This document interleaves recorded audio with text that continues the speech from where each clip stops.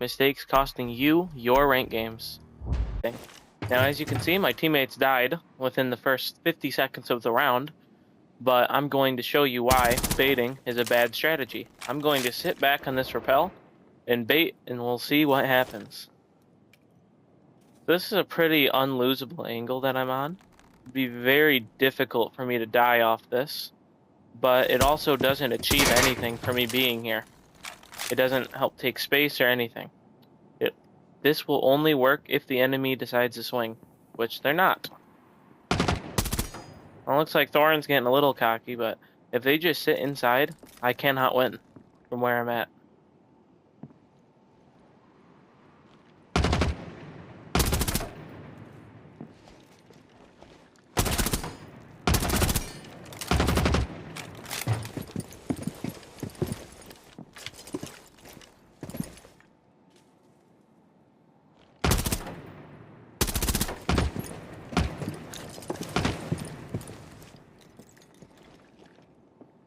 Now I've successfully wasted a minute just by sitting out baiting on a rappel.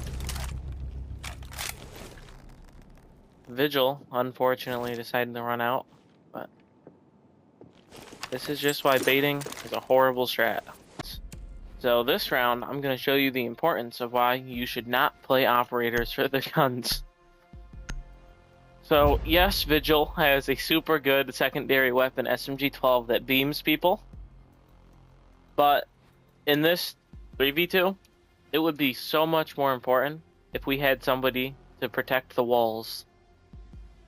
So, in turn, I get a good gun, but the enemy gets the wall open, and then they get the plant down, and it just fumbles into a downward spiral from there. So in short, you should not be playing people for your gun. Sorry, for their guns. You should be playing them for their ability. Then you will rank up. It's all about playing as a team, not an individual.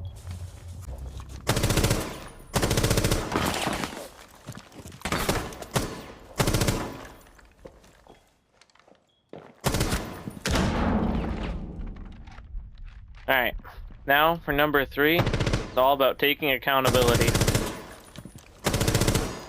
You may ask, what is accountability? Accountability is being responsible for your actions and, understanding.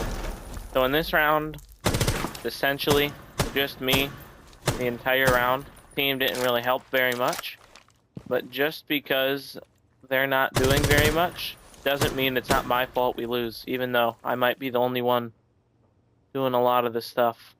Because no matter how good you think you're doing, you could always do better. It is never not your fault in a game. So even if I win this round, it's my fault, my teammate's side, because I could have done something more to help them. I didn't know he was there. So, you always need to be accountable. The enemy's top frag. And you may think, well, oh, what's Ben Ash? Since the enemy's top frag's going 10-2 playing Ash. Yeah, well, chances are, if he's being able to do that with Ash, he's going to be able to do that with somebody else. So you should, instead, ban people for their ability that are countering your strategies. Now, moving on to our 5th and final tip. It is to not overswing. And what do I mean by that? I mean, you just shouldn't swing when you don't need to swing. So I'll implement that in this round of this 2v2 bunker war custom. Because more often than not swinging is the superior strategy than to swinging. And I'm not saying never swing or anything. I'm just saying more often than not, you will benefit from holding back and sitting an angle.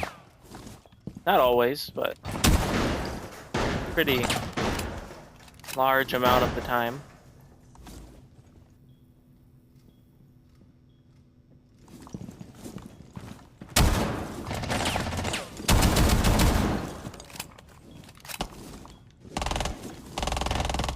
Because right now, this custom times on 5 minutes, all I have to do is nothing, and because I'm on defense, I will just win. Strategies discussed in the video, and quit making these mistakes, you will be guaranteed to rank up.